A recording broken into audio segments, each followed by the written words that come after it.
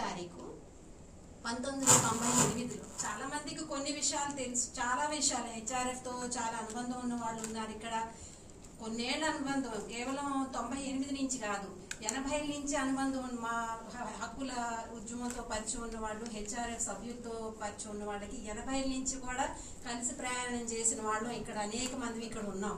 గుర్తు చేసుకుంటే ఇక్కడ కనిపిస్తున్నారు, ప్రత్యక్షంగా కనిపిస్తున్నారు, పరోక్షంగా ఇంకెంతమంది ఈ విశాఖ నగరంలో హెచ్ఆర్ఎఫ్ ని, బాలగోపాల్ గారిని ఎంతో ఇష్టంగా ఆహ్వానించి భాగస్వామ్యం చేసుకున్న ఉద్యమాలు ఉన్నాయి, వ్యక్తులు ఉన్నారు.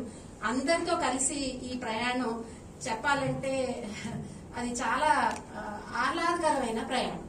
మామూలుగా సంస్థలు ఏర్పడినప్పుడు ఏదైనా ఏ సందర్భంలో ఎలా ఏర్పడతాయి అనేది కూడా మనం చూసుకోవాలి. వాటి ప్రయాణం ఎలా సాగింది, ఇంకా ఎలా భవిష్యత్తులో తర్వాత సంస్థ ఎదుగుతున్న క్రమంలో వచ్చిన ఒడిదుడుకులను ఎలా ఎదుర్కొన్నారు అనేది కూడా మనం చాలా మనకు ప్రత్యక్షంగా అనేక ప్రయోగాలు చేసిన వాళ్ళు ఇక్కడ ఉన్నాం కాబట్టి మనందరికీ తెలుసు.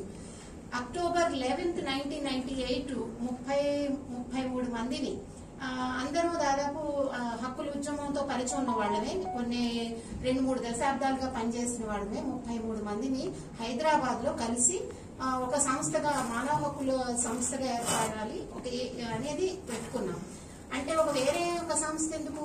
అప్పటికి హక్కుల ఉద్యమం ఇప్పటికి 50 ఏళ్ల చరిత్ర ఉంది ఆంధ్రాలో. అవిభక్త ఆంధ్రప్రదేశ్ లో 50 ఏళ్ల నుంచి మనకి మానవ హక్కుల ఉద్యమం అనేది కొనసాగుతుంది. మరో ప్రత్యేకమైన హక్కులు సంస్థ ఎందుకు? ఉన్నవే చాలకి ఇంకొకటి కొత్తది కావాలా అనే ఆలోచన ఆనాడు వచ్చి ఉంటుంది, ఈనాడు కూడా మరి కొంతమందికి ఆ సందేహం ఉండొచ్చు. ఎన్ని సంస్థలు ఉన్నప్పటికీ మనం గుర్తు చేసుకోవాల్సింది ఏంటంటే, ఇక్కడ ఈ తెలుగు గడ్డ మీద ఎక్కడ ప్రపంచంలో ఎక్కడా జరగని ఒక చర్చ ఇక్కడ హక్కుల గురించి, హక్కుల దృక్పథం గురించి పెద్ద ఎత్తున జరిగింది. అది మనకి అది ఓపీడీఆర్ ఏపీసీఎల్సీ ఫామ్ అయిన నాటికి అసలు హక్కులని మనం ఎలా అర్థం చేసుకోవాలి, అది పౌర హక్కులా లేకపోతే ప్రజాస్వామిక హక్కులు అనుకోవాలా, ఏది కరెక్ట్ దృక్పథం, మనం ఏది పెట్టుకోవాలా, సంస్థకి ఏ పేరు పెట్టుకోవాలా, పేరు పెట్టుకోవడం అనే కాదు, ఆ దృక్పథం పట్ల ఒక సీరియస్ గా చర్చ జరిగింది. బహుశా ఎక్కడ ప్రపంచంలో ఎక్కడ జరుగుండదేమో అలాంటి చర్చ ఈ తెలుగు గడ్డ మీద జరిగింది. అది మనకి 70లో జరిగినది. మళ్ళీ 90లకు వచ్చేసరికి అసలు హక్కులు దృక్పథం వీటి మీద సుదీర్ఘమైన చర్చ ఏపీసీఎల్సీలో జరిగింది.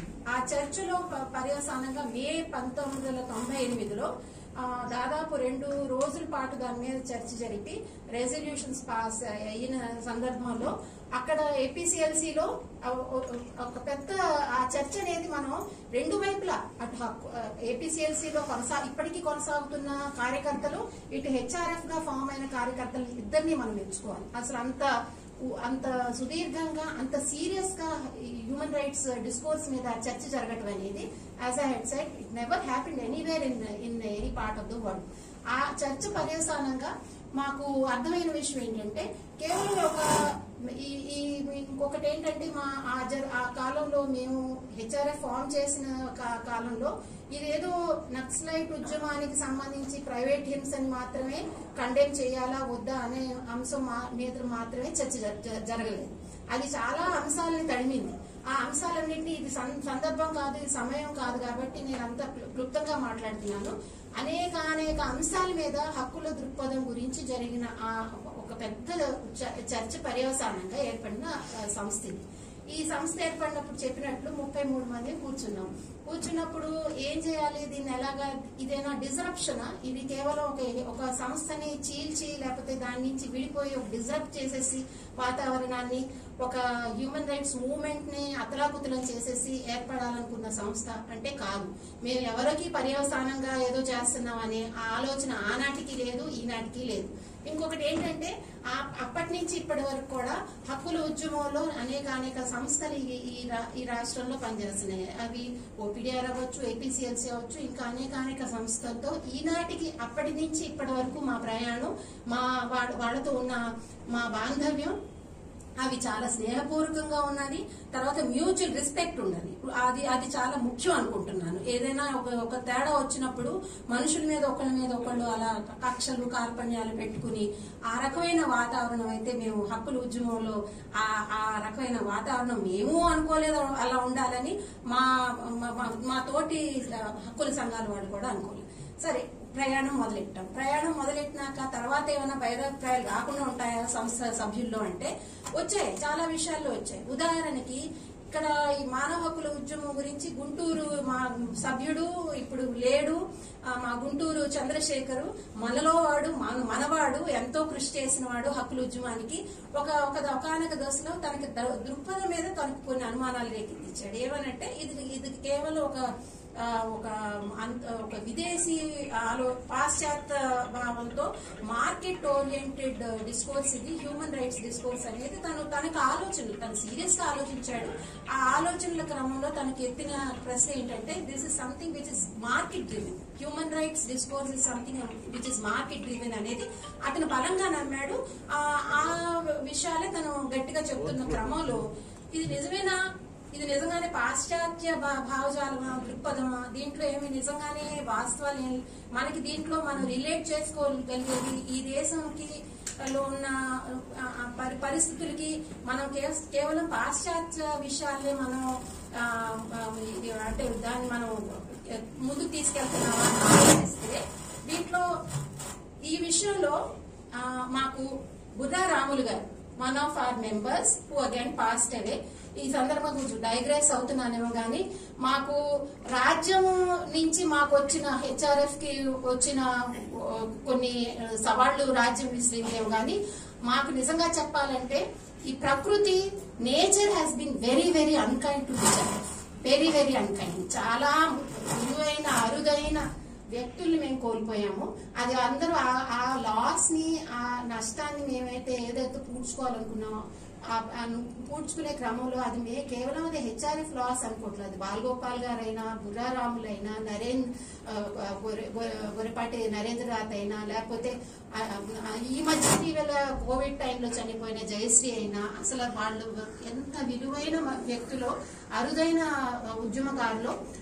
ఆ కోల్పోయిన క్రమంలో మీ అందరు తోడ్పాటు ఉంది, లేకపోతే మేము ఈ సంస్థగా ఇలా కొనసాగే వాళ్ళం కాదు. 25 ఏళ్ల పాటు ఇట్లా నిలబడటం, మీ ముందు ఇలా నిలబడి మీ ముందు ఇలాగా ధైర్యంగా గర్వంగా మేము ఈ సంస్థను నడుపుతున్నామని మేము చెప్పగలిగే వాళ్ళం కాదు మీ సపోర్ట్ లేకుండా, అన్ని ఉద్యమాల నుంచి వచ్చిన సపోర్ట్ లేకుండా. అయితే ఇందులో ఎవరెంత చేశారు, ఎవరి కాంట్రిబ్యూషన్ ఎంత, అవన్నీ ఆలోచిస్తే సమిష్టిగా జరిగిన ప్రయత్నం, సమిష్టిగా అందరం కలిసి చేస్తున్న క్రమం. దాంట్లో మాకు తలమానికి లాంటి బాలగోపాల్ గారి నాయకత్వం ఉండటం, తర్వాత ఎంతో విలువైన వ్యక్తులు లాంటి బుర్రారాములు గారు, జయశ్రీ లాంటి వాళ్ళు మాకు అంత వాళ్ళ రిసోర్సెస్ అన్ని మా ముందు పెట్టారు కాబట్టి ఈ ప్రయాణం చేయగలిగాం. ఈ విషయంలో ఎవరు ఎంత కాంట్రిబ్యూట్ చేశారనేది చెప్పడం చాలా కష్టం. ఉదాహరణకి ఇప్పుడు చంద్రశేఖర్ లేపిన ఆ అంశం గురించి, ఆ సవాల్ గురించి జవాబు ఎవరు చెప్పారంటే బుర్రారాములు చెప్పాడు. దీంట్లో అసలు మానవ హక్కుల ఉద్యమం దృక్పథం దాని నిజంగానే విదేశీ దృక్పథమా, లేకపోతే దాంట్లో దేశీయ దాని మూలాలు లేవా అనే విషయం గురించి ఆయన చాలా చక్కగా దాని మీద బోల్డంత పరిశోధన చేసి మన చరిత్రని మళ్ళీ తిరగదోడి ఎందుకు లేదు దీంట్లో ప్రజాస్వామ్యం లేకపోతే హక్కులు ఈ విషయాల గురించి మాట్లాడాలంటే అవి కేవలం మనం పాశ్చాత్య ఏమంటాం సామాజిక కార్యకర్తలు లేకపోతే సోషల్ సైంటిస్ట్ వాళ్ళ వర్క్స్ లోనే చూడక్కర్లేదు. బుద్ధుడు గురించి ఆలోచించండి, చార్వాకుల గురించి ఆలోచించండి, లేకపోతే ఆనాటి మనం కొన్ని భక్తి మూవ్మెంట్ గురించి చూడండి. భక్తి మూవ్మెంట్ లో మనకు కనిపిస్తాయి. మనకి మతానికి సంబంధించి మతాన్నిలో సంస్కరణ తీసుకొచ్చే క్రమంలో జరిగిన అనేక ఉద్యమాల వైపు చూసి వాటిల్లో హక్కుల దృక్పథాన్ని ఆయన ఎంత చక్కగా అవన్నీ మన కళ్ళ ముందు పెట్టి ఎందుకు దీంట్లో దేశీ భావం ఉంది. ప్రజాస్వామ్యం అనేది ఒక విదేశీ భావన కాదు అని చెప్పేసి హక్కుల ఉద్యమానికి ఒక దేశీయ దృక్పథం అంటే అది కేవలం ఒక దేశీయ దృక్పథం కూడా ఉంది అని చెప్పేసి మన ముందు ఉంచిన వ్యక్తి బుర్రా రాములు. సో ఎవరి కాంట్రిబ్యూషన్ ఎంత ఉంది అనేది బేరేజ్ వేయడం చాలా కష్టం. అన్నిటికీ మించి మనందరినీ ఆకట్టుకునే వ్యక్తి బాలగోపాల్ గారు. బాలగోపాల్ గారి ప్రయత్నం, ఆయన కాంట్రిబ్యూషన్ గురించి నేను డాక్యుమెంటరీలో మీరు ప్రత్యక్షంగా చూస్తారు.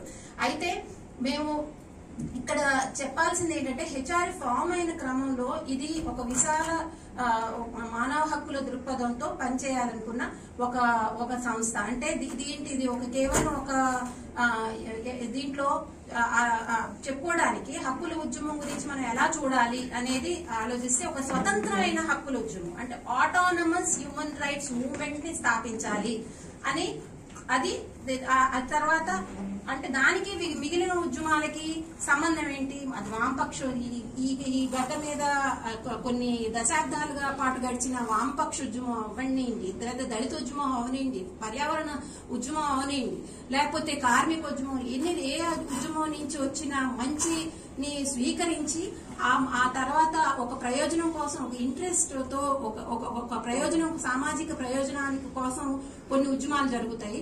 ఆ ఉద్యమాల నుంచి నేర్చుకునే కొన్ని విలువలు ఉంటాయి. ఆ విలువలన్నింటినీ ఓన్ చేసుకుని అది హ్యూమన్ రైట్స్ మూవ్మెంట్, ఆ విలువల ప్రాతిపదికగా ఒక సంస్థగా ఏర్పడటం, ఆ సంస్థ తరఫున ఉద్యమాన్ని ముందుకు తీసుకెళ్లటం అనేది అసలు ఆలోచన. అది హ్యూమన్ రైట్స్ ఫోరం ఏర్పడిన నాటికి అంటే కేవలం అంటే it is not only confined to only looking at some interests which are equally important. Suppose ఉదాహరణకి కార్మికులకు సంబంధించిన ఉద్యమంలో వేతనాలకు సంబంధించి ఏదైనా ఉద్యమాలు జరుగుతున్నప్పుడు అందులోంచి ఒక విలువ పుడుతుంది, సమానత్వం అనే విలువ పుడుతుంది. ఆ సమానత్వం విలువగా స్వీకరించి ఆ విలువ కోసం పోరాటం అనేది అది హక్కుల ఉద్యమం ఒక కర్తవ్యంగా భావించి దాన్ని విలువల ప్రాతిపదికగా ఒక సంస్థ ఏర్పడాలి. ఒక సంస్థ ఏర్పడి ఒక హక్కుల ఉద్యమాన్ని కొనసాగించాలి. అది ఎవరికి ఒక దాసోహం కాకూడదు, ఎవరికి అనుబంధంగా ఉండకూడదు అని చెప్పేసి ఒక ఆటోనమస్ ఇన్స్టిట్యూషన్ గా రన్ చేయాలనేది ఒక ఆలోచనతో ఏర్పడిన సంస్థ. మేము ఏర్పడినప్పుడు మేము ఇన్నాళ్లు 25 ఏళ్ల పాటు పనిచేయగలమని మేము అనుకోలేదు. పైగా మాకు తగిలిన దెబ్బలు ఇందాకే చెప్పినట్లు చిన్నవి కావు, చాలా మన తట్టుకునే నిలదొక్కునే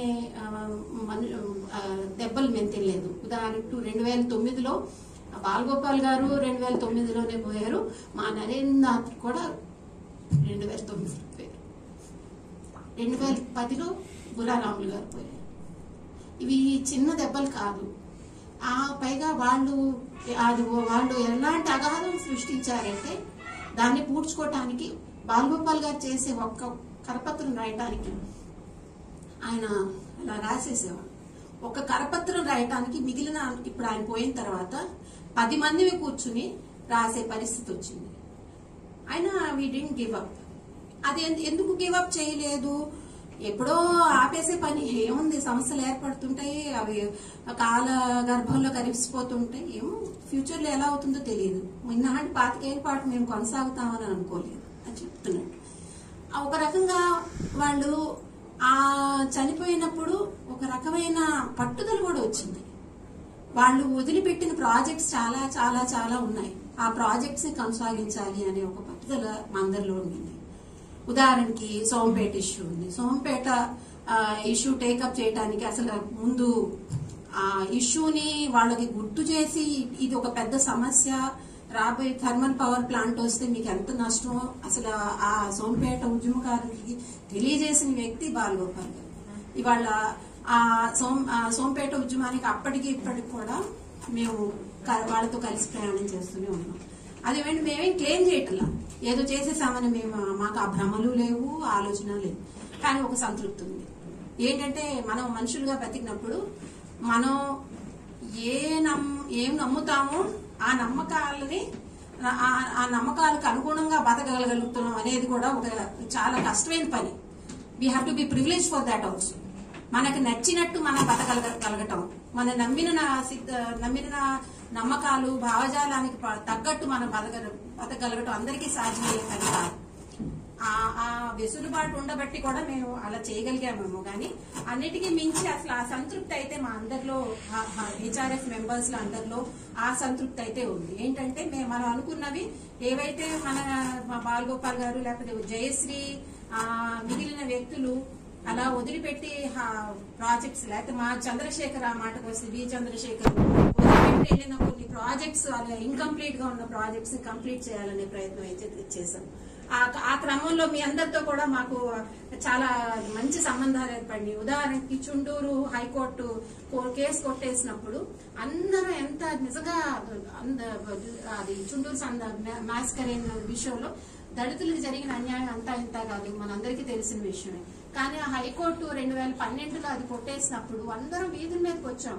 దళిత సంఘాల వాళ్ళు, హెచ్ఆర్ఎఫ్ అందరం కలిసి. అంటే అది తెలియని బాధ, సుళ్ళు తిరిగే బాధ. అది ఏంటిది, ఇంత అన్యాయం చేస్తారనే బాధ.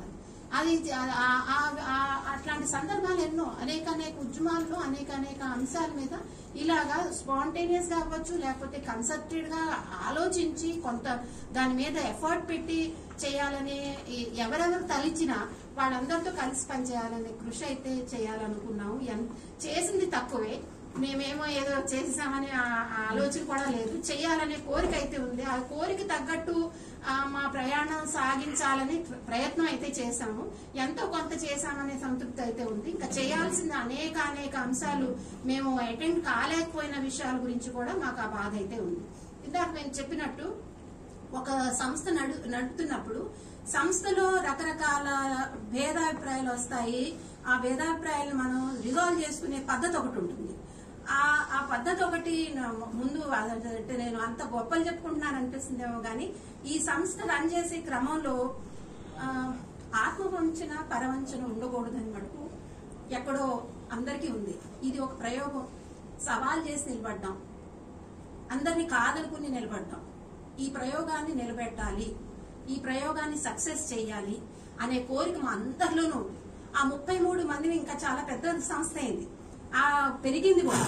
తర్వాత వచ్చి కలిసిన వాళ్ళు, మాతో కలిసి ప్రయాణం చేసిన వాళ్ళు ఇప్పుడు అందరిలో కూడా చేరింది మా సభ్యత్వం.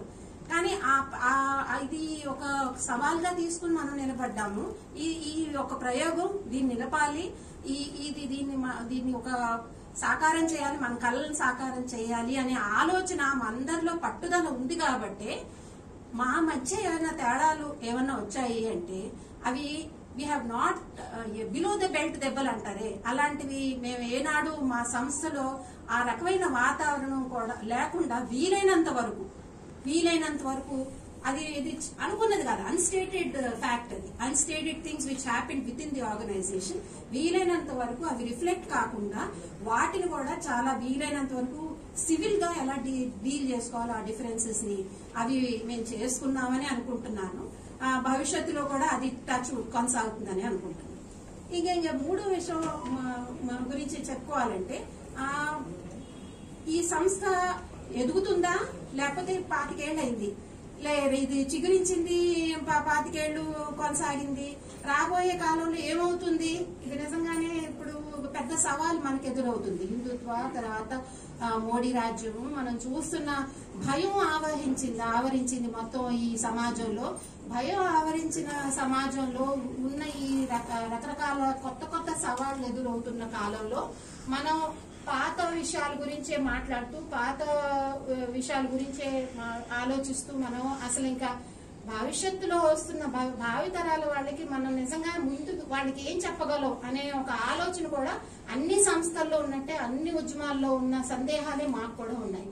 ఈ భయాన్ని మనం ఎలా ఛేదించాలి, ఈ భయాన్ని మనం ఛేదించడమే కాదు, మనలో ఉన్న భయాన్నే కాదు, భావితరాల్లో చాలా అభద్రత ఉంది. ఏమిటి వాళ్ళు, అది ఒక it is effecting them at personal level. Emotional గా వాళ్ళు చాలా ఇబ్బందులు పడుతున్నారు, సైకలాజికల్ గా డిస్టర్బ్ అవుతున్నారు ఉన్న భావితరం, నెక్స్ట్ జనరేషన్ వాళ్ళకి.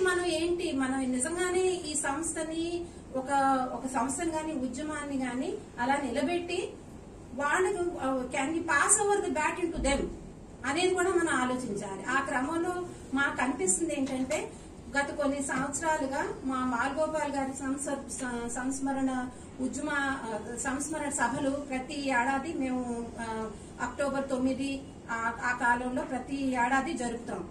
ఆ బాలగోపాల్ గారి రచనలు చదివి ఆకర్షితులయ్యి చాలా మంది యువకులు 20 ఏళ్ల వాళ్ళు యూనివర్సిటీలో చదువుతున్న విద్యార్థులు వాళ్ళందరూ కేవలం హెచ్ఆర్ఎఫ్ యాక్టివిటీ వల్ల వచ్చిన వాళ్ళు ఉన్నారు, మేము పార్టిసిపేట్ చేసే వాళ్ళలో అన్నిటికీ మించి బాలగోపాల్ గారి రచనలు చదివి వచ్చిన వాళ్ళు చాలా మంది ఉన్నారు.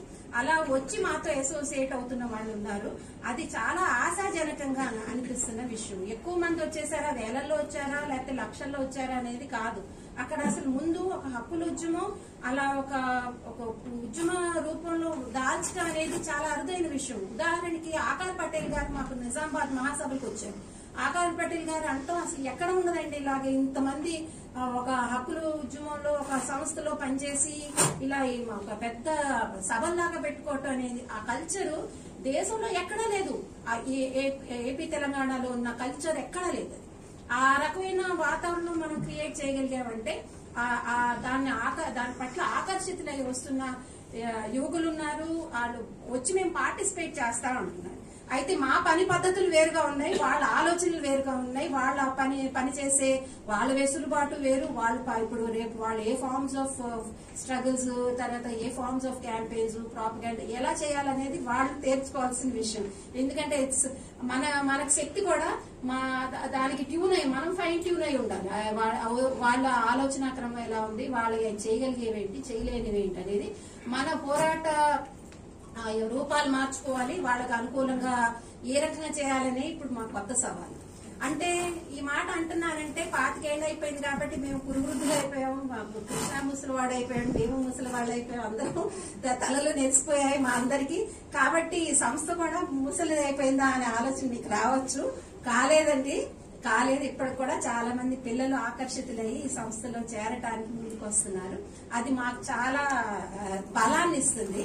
మా ఆలోచన అంతా ఏంటంటే ఏదో దీన్ని ఆ తర్వాత దీన్ని ఎలా తీసుకెళ్లాలి, ఆ తరం వాళ్ళు హ్యూమన్ రైట్స్ ఎలా అర్థం చేసుకుంటారు, దాన్ని ఎలా స్వీకరిస్తారు, దాన్ని ఎలా ముందుకు తీసుకెళ్తారు, వాళ్ళకు కొంత తర్ఫీదు ఇచ్చి మేము ఇంకా పక్కకు తప్పుకుందామని ఆ పక్కకు తప్పుకునే వెసులుబాటు వాళ్ళు మాకు ఇస్తారని మేము కోరుకుంటున్నాం. అది పెద్ద ఎత్తున మేము చేయాలని మా కోరిక. అదొకటి. తర్వాత ముగించే ముందు ఒక మాట, భయం అనేది మనందరినీ ఆహ్వానించింది. ఇప్పుడు ఏంటి, రేపు ఈడీలు పేరుతో అరెస్టులు చేస్తున్నారు. ఆఖరికి 2 ముఖ్యమంత్రులను అరెస్ట్ చేసేసారు. ఎవరు నోరిప్పుతున్నా తీసుకెళ్లి భీమా కోరేగాం కేసులో మనం చూస్తూనే ఉన్నాము. మన ఎవరెవరో గారి ఇప్పటికి కూడా ముంబైలోనే ఉన్నారు. ఆయన కండిషనల్ బెయిల్ నుంచి రాలేకపోయారు. షోమాసేన్ 6 ఏళ్ల తర్వాత ఇవాళ బెయిల్ వచ్చి ఆవిడ అసలు అవసరమే లేదు, ఆవిడ జైల్లో ఉంచాల్సిన అవసరం లేదని చెప్పేసి వాళ్ళే వాళ్ళు అనే మాట అసలు ఎంత హాస్యాస్పదమైన మాట. 6 ఏళ్ల తర్వాత వాళ్ళు అంటూ అంటే 6 ఏళ్ల నుంచి ఆవిడ ఎందుకు పెట్టుకున్నట్టు. సో భీమా కోరేగాం విషయం అయినా లేకపోతే దేశంలో హత్రాస్ ఇష్యూలో గానీ లేకపోతే సిద్దిక్ అప్పని విషయం ఏమి ఒక్క మాట ఏదైనా ఒకటైనా ఉదాహరణ ఎక్కడ చూసినా ఇవాళ ఏ విషయంలో మనకి ప్రజాస్వామ్యానికి విఘాతం కలగని అంశం ఏమైనా ఉందా? It's very overwhelming. అంత ఓవర్వెల్మింగ్ వచ్చినప్పుడు మన గొంతులు కూడా మోగబోతున్న క్రమంలో అసలు మనం ఒకరికొకరు ధైర్యం ఎలా చెప్పుకోవాలి, ఒకరికొకరు భయాన్ని ఎలా జయించాలి అని మనం మా జగన్నాథరావు గారు ఆయన ఈ మధ్య యాక్సిడెంట్ అయ్యి కోలుకుని మనసు ఉండబట్టలేక వచ్చారు శ్రీకాకుళం నుంచి. ఈ భయాన్ని ఎలా జయించాలి అనే ఆలోచన వస్తే మనలో మన భయం మన తరానికి ఇప్పుడు మనం కొంతమంది 50 ఏళ్ళు ఉన్నాం, 40 ఏళ్ల వాళ్ళు ఉన్నాం, 60 ఏళ్ళు వాళ్ళు ఉన్నాం. మనం ఎన్నాళ్ళు ఇంకా ఉండబోతున్నాము. మనం భయపడటం అనేది ఇన్నేళ్లు మనం ఉద్యమాల్లో పనిచేసి ఇప్పుడు భయపడటం అనేది ఎంతవరకు మనమే భయపడే పరిస్థితి వస్తే, నోళ్లు కట్టుకుని ఉండాల్సిన పరిస్థితి వస్తే మరి తర్వాత వాళ్ళు ఏమవుతారు అనేది మనం ఆలోచించుకోవాలి. తర్వాత బహుశా ఈ భయాన్ని జయించాలంటే మన ప్రస్థానం గురించి కూడా మనం ఆలోచించాలి. ఈ గత 50 ఏళ్లుగా జరిగిన ఈ రాష్ట్రంలో జరిగిన అనేక ఉద్యమాలతో మన పరిచయం, మన అనుబంధం, మన పనితీరు, మన జర్నీ మనం గుర్తు చేసుకుంటే బహుశా మన భయాన్ని మనం జయించొచ్చేమో. అంతే కదా. మన డాక్టర్ రామనాథన్ గారు పోయారు. ఈ రాష్ట్రంలో మాకు శేషాచలం ఎన్కౌంటర్ సందర్భంగా హైకోర్టు ఎంతమంది ఎన్కౌంటర్స్ లో చనిపోయారు మాకు లిస్ట్ తీయండి అని చెప్పేసి మాకు హెచ్ఆర్ఎఫ్ పిటిషన్ వేసింది. దాంట్లో మీరు కలెక్ట్ చేసి తీయండి అంటే ఆనాడు కలెక్ట్ చేసిన దాంట్లో 3000 చిల్లర మంది చనిపోయారు ఎన్కౌంటర్స్ లో. ఆ ఎన్కౌంటర్స్ లో చనిపోయే వాళ్ళు వామపక్ష ఉద్యమంలో వాళ్ళు దాన్ని నమ్మారు. దాన్ని నమ్మి నిలబడి దానికోసం ఆ జీవితాలని ప్రాణాలు త్యాగం చేయడానికి కూడా వాళ్ళు సిద్ధపడ్డారు కాబట్టి వాళ్ళు చనిపోయారు. మరి ఆ చరిత్ర ఎక్కడికి పోతుంది అంటే నువ్వు చావు కూడా ధైర్యం తెగించి నువ్వు ఒక కాజ్ కోసం నువ్వు ఫైట్ చేయటం అనేది ఆ చరిత్ర ఎక్కడికి పోయింది మనది. ఆ తర్వాత మనకి ఆ హక్కుల ఉద్యమంలోనే ఇప్పుడు వామపక్ష ఉద్యమం వదిలేండి, హక్కుల ఉద్యమంలోనే ఎంత ఉంది. రామనాథన్ గారు పోయిన తర్వాత డాక్టర్ రామనాథన్ గారిని వరంగల్లో చంపేసిన తర్వాత మనం ఆగామా? ఆగలేదే, మళ్ళీ కొనసాగాము. మనకు కొన్నాళ్ళు బాధపడ్డాం, మళ్ళీ పుంజుకున్నాం, మళ్ళీ పనిచేయాలనుకున్నాం. నరా ప్రభాకర్ రెడ్డి చనిపోయాడు, నరా ప్రభాకర్ రెడ్డిని చంపేశాడు. ఆగామా? లేదనుకున్నాం, కొనసాగించాం. ఆజమాలిని ఎంత క్రూరంగా చంపేశారు. మరి ఆగిందా ఈ రాష్ట్రంలో హక్కుల ఉద్యమం? ఆగలేదు కదా. ఏంటి మరి ఎక్కడి నుంచి వచ్చింది ఆ ధైర్యం? మనలో ఆ ధైర్యం, వచ్చిన ధైర్యం, ఆ ధైర్యాన్ని గుర్తు చేసుకుని బహుశా ఈనాడు వచ్చిన సవాళ్లు ఏం చేయగలరు? మహా అయితే జైళ్లకు భయపడాలా, చావుకు భయపడాలా? భయపడాల్సిన అవసరం లేదని మన చరిత్ర చెప్తుంది, ఈ రాష్ట్రంలో చరిత్ర చెప్తుంది. ఆ భయాన్ని ఎలా మనం దాన్ని ఛేదించాలి, మన తర్వాత తరం వాళ్ళకి ఎలా చెప్పాలి? బహుశా స్పార్టకస్ కాలం నుంచి మనం ఒక్కటి మటుకు నేర్చుకున్నాం, పోరాడితే పోయేదేమీ లేదు, బానిస సంఖ్యలు తప్ప. ఈ ప్రయాణంలో మీ అందరితో కలిసి మేము కూడా పాల్గొనగలిగినందుకు ఈ 25 ఏళ్ల ప్రయాణంలో మీరందరి సహకారం ఉంది. దానికి కృతజ్ఞతలు తెలుపుతూ మరొకసారి ఈ మాట చెప్తూ, పోరాడితే పోయేదేమీ లేదు, బానిస సంఖ్యలు పోతాయి, భయం పోతుంది, బానిస సంఖ్యలు పోతాయి. ఈ మాట